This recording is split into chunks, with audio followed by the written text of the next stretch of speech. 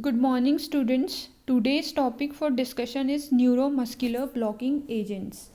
First of all, introduction about neuromuscular blocking agents. नाम से पता लग रहा है न्यूरोमस्कुलर ब्लॉकर्स, मतलब जो मसल्स की ब्लॉक करेंगे, जो न्यूरो ह्यूमोरल मसल्स की ब्लॉक करेंगे, उनको हम बोलेंगे न्यूरोमस्कुलर ब्लॉकिंग एजेंट्स. इन एजेंट्स का क्या काम होगा?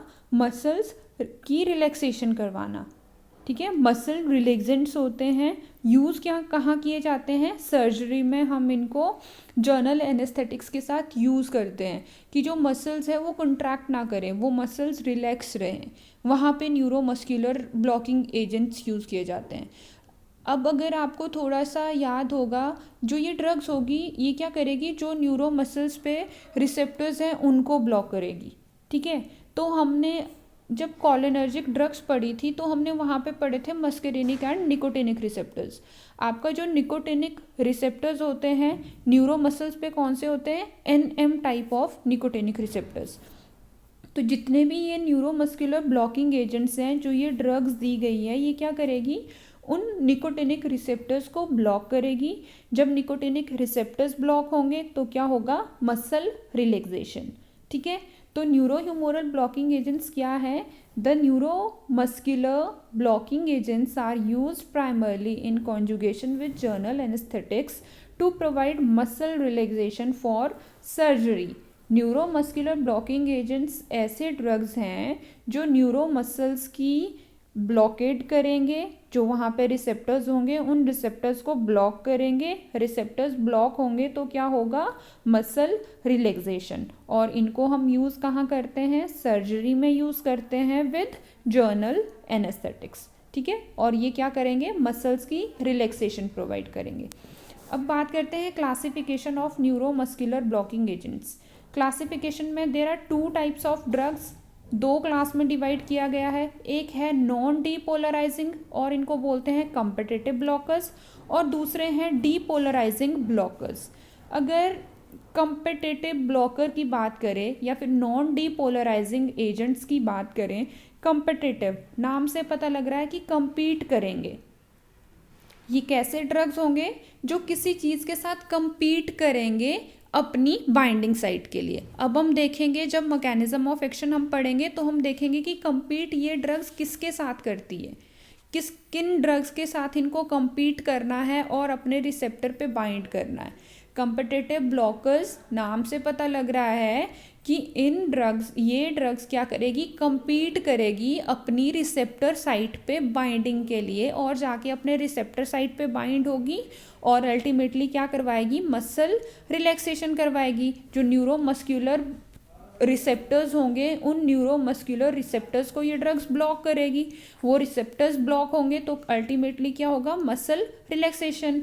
तो इनमें आते हैं long acting agent. Long acting में है डी ट्यूबोक्यूरेरिन, पैनक्यूरोनियम, डेक्साक्यूरियम. और दूसरे आते हैं इंटरमीडिएट एक्टिंग. इंटरमीडिएट एक्टिंग में कौन सी ड्रग्स है? वैक्यूरोनियम, एट्राक्यूरियम, सिसएट्राक्यूरियम, रॉक्यूरोनियम. थर्ड है शॉर्ट एक्टिंग. शॉर्ट एक्टिंग में कौन से ड्रग आएगी? वीवाक्यूरियम. देन नेक्स्ट क्लास आती है डीपोलराइजिंग ब्लॉकर्स. डीपोलराइजिंग ब्लॉकर्स में आएगा आपका सक्सिनाइल कोलिन एंड डेकामिथोनियम. ये क्या हो गए आपके? Depolarising blockers. ये सारे हैं कम्पिटिटिव और ये ड्रग्स आती है डीपोलराइजिंग ब्लॉकर में. अगर अब आपको थोड़ा सा डीपोलराइजेशन रीपोलराइजेशन याद होगा, डीपोलराइजेशन हम किससे बोलते हैं?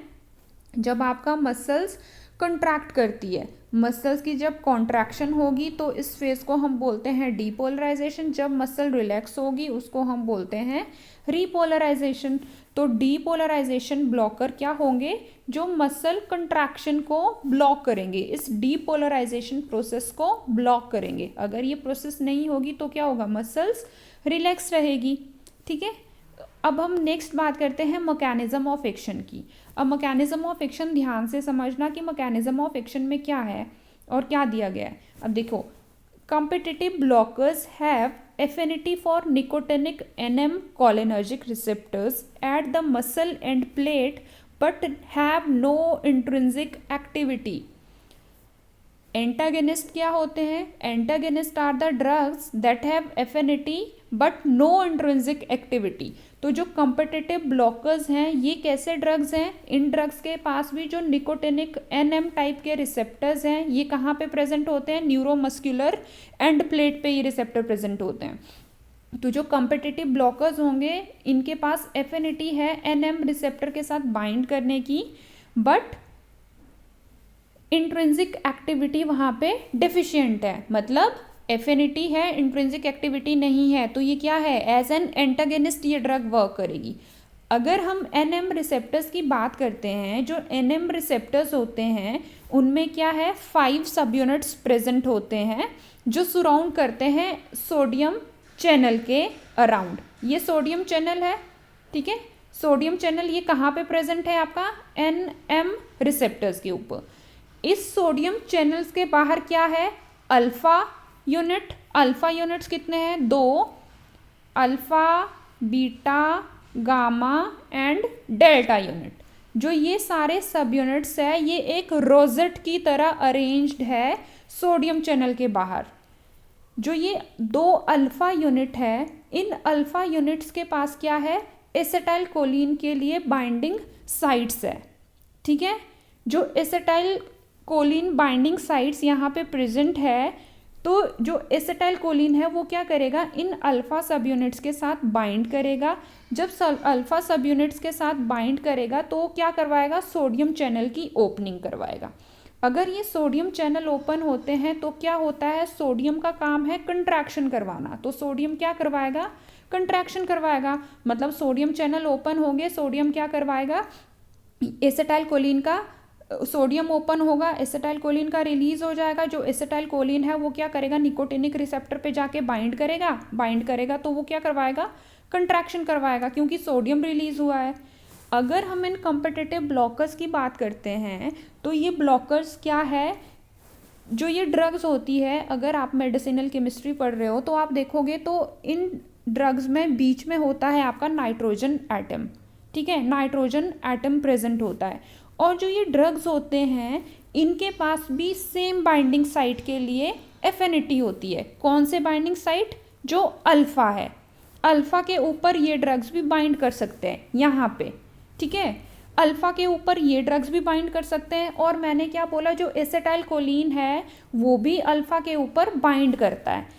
अब जब अगर हम ये ड्रग्स देते हैं तो ये ड्रग्स का मैकेनिज्म ऑफ एक्शन क्या रहेगा? मतलब ये ड्रग्स एक्टिविटी कैसे दिखाएगी? वो क्या है? जो ये ड्रग्स है इनके पास भी अल्फा साइट्स के लिए बाइंडिंग एफिनिटी है। जब ये अल्फा साइट्स पे बाइंड करेंगे तो इनको compete करना पड़ेगा, इसीलिए नाम दिया गया है कॉम्पिटिटिव ब्लॉकर्स। इन ड्रग्स को compete करना पड़ेगा एसिटाइल कोलिन के साथ कि मुझे इस अल्फा साइट पे बाइंड होना है। तो ये क्या करेगी? compete करेगी एसिटाइल कोलिन के साथ सेम बाइंडिंग साइट के लिए, और एसिटाइल कोलिन को यहाँ से डिस्प्लेस कर देगी और खुद ये ड्रग इन अल्फा साइट्स पे बाइंड हो जाएगी। अब जब अल्फा साइट पे बाइंड होगी तो क्या होगा? यहाँ से जो सोडियम चैनल ओपन हो रहे थे वो ओपन ही नहीं होंगे।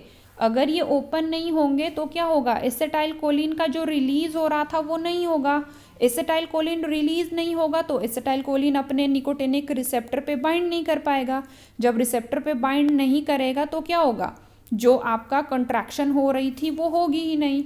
ये हो गया मैकेनिज्म ऑफ एक्शन। एक बार फिर से देखना, कॉम्पिटिटिव ब्लॉकर्स के पास क्या है? एफिनिटी, और एफिनिटी है निकोटिनिक एनएम रिसेप्टर के साथ बाइंड करने की, बट इंट्रिंसिक एक्टिविटी नहीं है। जो आपके एनएम रिसेप्टर्स होते हैं उन रिसेप्टर्स में 5 सब यूनिट्स होते हैं। कौन कौन से? 2 अल्फा, 1 बीटा, गामा, बीटा या गामा एंड डेल्टा, ठीक है।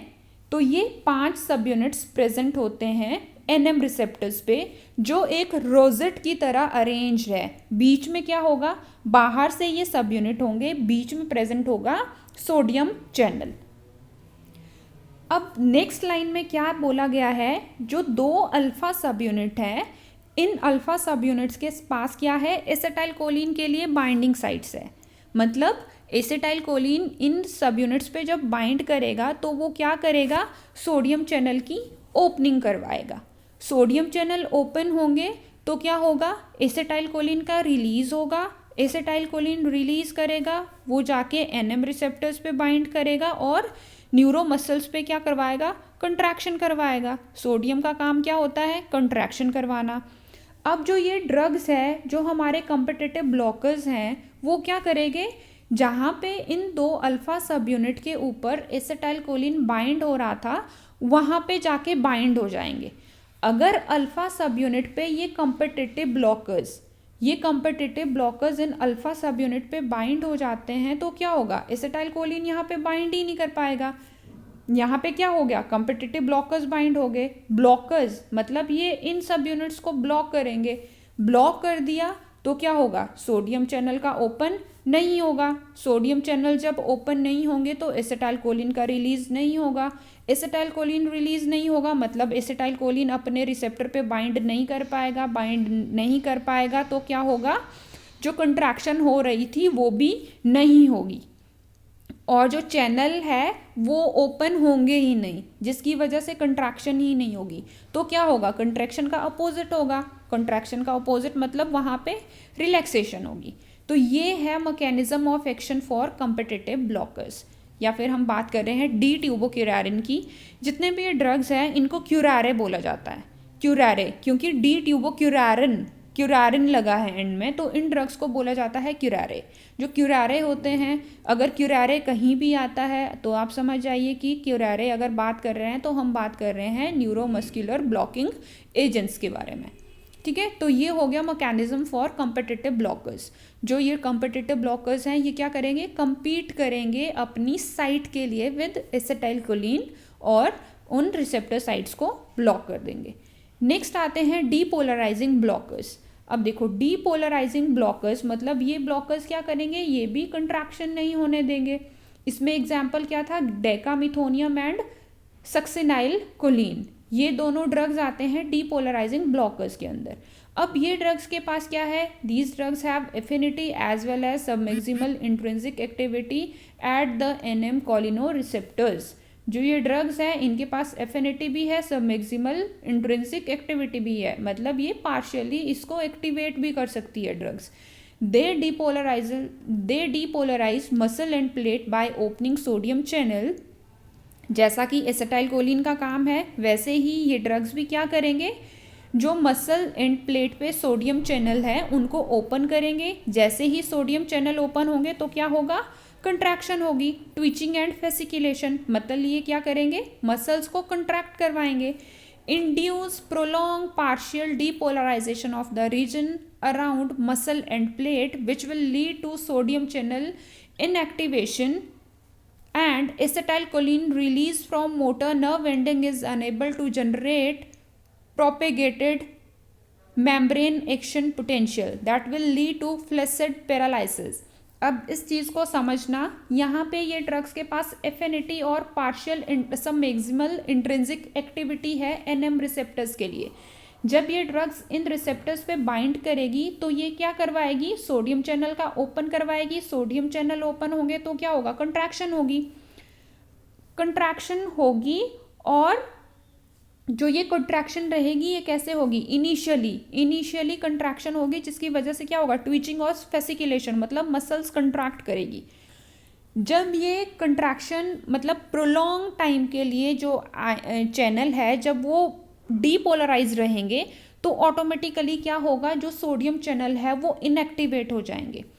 जब ये डीपोलराइजेशन लॉन्ग टाइम के लिए रहेगी, डीपोलराइजेशन रहेगी तो थोड़ी देर के बाद में क्या होगा, जो सोडियम चैनल्स हैं वो इनएक्टिवेट हो जाएंगे। सोडियम चैनल की इनएक्टिवेशन का मतलब है रिलैक्सेशन होना, और वो रिलैक्सेशन इतना हो जाता है कि जो मेम्ब्रेन थ्रेशोल्ड पोटेंशियल यहाँ इस मेम्ब्रेन तक पहुँचना चाहिए था वो क्या हो जाएगा, बहुत ज़्यादा रिलैक्स हो जाएगा।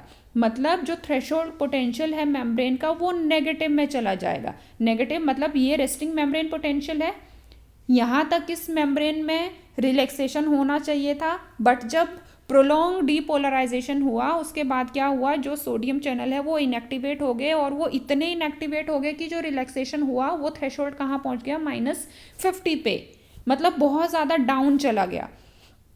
अब यहाँ पे बोला है कि ये ड्रग्स पार्शियली एक्टिवेट भी करते हैं इन रिसेप्टर्स को। तो जब एसिटाइलकोलिन का रिलीज होगा मोटर एंड प्लेट पे, तो एसिटाइलकोलिन को जो एक्शन पोटेंशियल कंट्रैक्शन करवानी है वो कहाँ से करवानी पड़ेगी, यहाँ -50 से शुरू होना पड़ेगा, फिर कहीं रेस्टिंग पे जाएगा, फिर जाके कहीं कंट्रैक्शन होगी। तो जो एसिटाइलकोलिन रिलीज होगा नर्व एंडिंग पे, वो इतना एक्शन पोटेंशियल जनरेट ही नहीं कर पाएगा कि बहुत ज़्यादा कंट्रैक्शन हो। तो यहाँ से -50 से ये ऊपर जाना शुरू करेगा, तब कहीं जाके 0 पे पहुँचेगा और फिर जाके कहीं कंट्रैक्शन होगी। मतलब यहाँ पे क्या हो रहा है, एसिटाइलकोलिन रिलीज हो रहा है, बट रिलीज होके पूरा मैक्सिमम एक्शन पोटेंशियल जनरेट ही नहीं कर पा रहा है, जिसकी वजह से क्या होगा, फ्लैसिड पैरालिसिस। मतलब यहाँ पे क्या रहेगी, रिलैक्सेशन ही रहेगी। एसिटाइलकोलिन रिलीज हुआ है बट उसने प्रॉपर एक एक्शन पोटेंशियल जनरेट नहीं कर पाया है, तो उसकी वजह से क्या होगा, फ्लैसिड पैरालिसिस। मतलब यहाँ पे भी क्या हो रही है, रिलैक्सेशन हो रही है। जो आपके डेकामिथोनियम और सक्सिनाइलकोलिन है, दीज एक लाइक पार्शियल एगोनिस्ट। मतलब इन ड्रग्स के पास एफिनिटी है, बट जो इंट्रिंसिक एक्टिविटी है वो कैसी है, सब मैक्सिमल। मतलब ये रिसेप्टर को एक्टिवेट करेंगे पर बहुत ज़्यादा फुली एक्टिवेट नहीं करेंगे, सब मैक्सिमल इंट्रिंसिक एक्टिविटी है, सब मैक्सिमल एक्टिविटी है इन ड्रग्स के पास। ठीक है, तो ये हो गया हमारा mechanism of action for depolarising blockers. Next हम बात करते हैं फार्माकोलॉजिकल एक्शंस। सबसे पहले आता है स्केलेटल मसल्स पे। जो ये ड्रग्स हैं, अब स्केलेटल मसल्स पे नाम से पता लग रहा है, ड्रग्स के नाम से पता लग रहा है न्यूरोमस्कुलर ब्लॉकिंग एजेंट, और काम क्या है, मसल्स की रिलैक्सेशन करवाना। तो स्केलेटल मसल्स पे भी इन ड्रग्स का क्या काम रहेगा, ये स्केलेटल मसल्स को रिलैक्स करवाएंगे। तो जब हम इंट्रावीनस इंजेक्शन देते हैं नॉन डीपोलराइजिंग ब्लॉकर्स का, वो क्या करवाएंगे, मसल वीकनेस करवाएंगे, जिसकी वजह से क्या होगा, फ्लैसिड पैरालिसिस। मतलब मसल्स बहुत ज़्यादा रिलैक्स करेंगे कि कंट्रैक्शन वहाँ पे होगी नहीं। तो स्केलेटल मसल्स पे ये ड्रग का क्या एक्टिविटी रहेगा, मसल्स रिलैक्सेशन। नेक्स्ट आता है ऑटोनोमिक गैंग्लिया। ऑटोनोमिक गैंग्लिया को भी क्या करेंगे, ब्लॉकर्स है तो मतलब ब्लॉक करेंगे। जो निकोटिनिक एन रिसेप्टर्स हैं वो प्रेजेंट होते हैं आपके ऑटोनोमिक गैंग्लिया पे। जो कॉम्पिटिटिव न्यूरोमस्कुलर ब्लॉकर्स हैं वो क्या करेंगे, इन निकोटिनिक रिसेप्टर्स को ब्लॉक करेंगे। ये रिसेप्टर ब्लॉक होंगे तो मतलब ऑटोनोमिक गैंग्लिया पे भी क्या एक्टिविटी हो रही है, blockade of autonomic ganglia. Third आता है हिस्टामिन रिलीज। जो आपका डी ट्यूबोक्यूरारिन है, डी ट्यूबोक्यूरारिन के पास क्या एबिलिटी है कि वो हिस्टामिन का रिलीज करवाता है मास्ट सेल से। अब आपका जो हिस्टामिन है, जब हिस्टामिन का रिलीज होता है तो ये क्या करवाएगा, हिस्टामिन एलर्जिक रिएक्शंस कॉज करता है। हिस्टामिन रिलीज होगा जब मास्ट सेल से, तो histamine release contribute in the hypotension produced by D tubocurarine, flushing, bronchospasm and increased respiratory secretions. जो भी रेस्पिरेटरी सिक्रीशंस होगी वो भी सब के सब इंक्रीज हो जाएंगे, और साथ में क्या होगा, ब्रोंकोस्पाज्म ये कॉज करेगी। मतलब ब्रोंकाई पे कंट्रैक्शन दिखाएगा।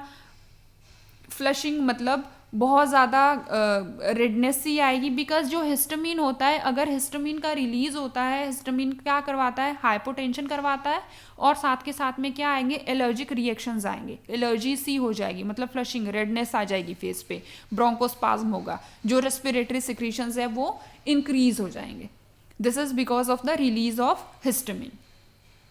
Next is cardiovascular system. Cardiovascular system पे क्या होगा, रिलैक्सेशन होगी। जब ब्लड वेसल्स रिलैक्स करेगी तो अल्टीमेटली क्या होगा, जो ब्लड प्रेशर है वो डिक्रीज हो जाएगा। जो ये ब्लड प्रेशर डिक्रीज होता है, इसके पीछे मैकेनिज्म क्या रहेगा कि जो गैंग्लिया है वो भी ब्लॉक हो रहे हैं, साथ के साथ में क्या हो रहा है, हिस्टामिन का भी रिलीज हो रहा है।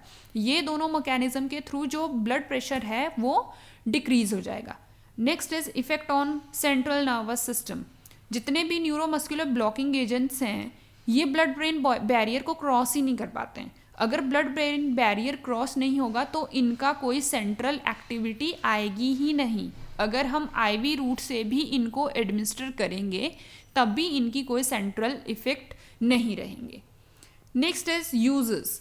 यूजेस क्या है, मसल रिलैक्सेशन करवा रहा है तो हम इनको सर्जरी में यूज़ कर सकते हैं with general anaesthetics. General anaesthetics क्या होंगे, जो एनेस्थीजिया प्रोवाइड करते हैं कि हमें जो सेंसेशन होती है वो सारी की सारी लॉस हो जाती है। हम नेक्स्ट ये चैप्टर पढ़ेंगे डिटेल में कि जर्नल एनेस्थेटिक्स क्या होते हैं। तो यहाँ पे जो आपके ये मसल रिलैक्सेंट हैं इनका यूज़ क्या है, इनको हम सर्जरी के टाइम पे जर्नल एनेस्थीजिया के साथ यूज़ कर सकते हैं। दूसरा, they are used in electroconvulsive therapy. Electroconvulsive therapy हम देते हैं in the patient of epilepsy. Epilepsy के पेशेंट्स में क्या होता है, फिट्स पड़ते हैं, मतलब मसल्स बहुत ज़्यादा कंट्रैक्ट करती है, तो उस केस में भी हम इनको यूज़ कर सकते हैं। They are use to relieve the spasm of tetanus and status epilepticus. जो स्पाज्म होता है टेटनस और एपिलेप्सी में, वहाँ पे हम उस स्पाज्म को रिलीव करने के लिए ये ड्रग्स यूज़ कर सकते हैं। नेक्स्ट आती है टॉक्सिसिटी, मतलब साइड इफेक्ट इन ड्रग्स के क्या रहेंगे, रेस्पिरेटरी पैरालिसिस एंड प्रोलॉन्ग्ड एपनोइया। मतलब जब हम ये ड्रग्स देते हैं ये क्या करवाता है, मसल्स को रिलैक्स करवाता है, जिसकी वजह से क्या होगा, पैरालिसिस, रेस्पिरेटरी पैरालिसिस रहेगा, मतलब प्रॉपरली ब्रीथ नहीं कर पाएंगे और प्रोलॉन्ग्ड एपनोइया हो जाएगा। Next is flushing.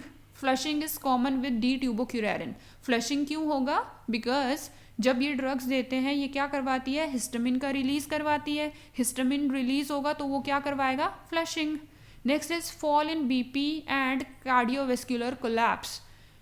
अब जब ये ड्रग्स हम यूज़ करते हैं, डी ट्यूबोक्यूरेरिन यूज़ किया जाता है, तो उसकी वजह से क्या होगा, जो ब्लड प्रेशर है वो डिक्रीज़ हो जाएगा।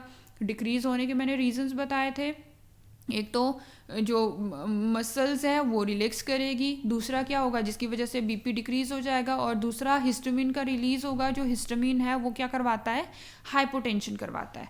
तो fall in BP and cardiovascular collapse occurs with use of D tubocurarine. Next is precipitation of asthma by histamine release neuromuscular blockers. जब हम न्यूरोमस्कुलर ब्लॉकर्स देते हैं तो वो हिस्टामिन का रिलीज़ करवाती है। जो हिस्टामिन है, हिस्टामिन क्या है, एलर्जी कॉज करवाता है, तो अस्थमा के केस में भी ये अस्थमा को बहुत ज़्यादा प्रोवोक कर देता है। Precipitation of asthma occurs with the use of neuromuscular blockers, because ये न्यूरोमस्कुलर ब्लॉकर्स हिस्टामिन रिलीज़ करेंगे, जो हिस्टामिन है वो क्या करवाएगा, प्रेसिपिटेशन ऑफ अस्थमा। तो ये हो गए इन ड्रग्स को यूज़ करने के साइड इफ़ेक्ट्स। Thank you.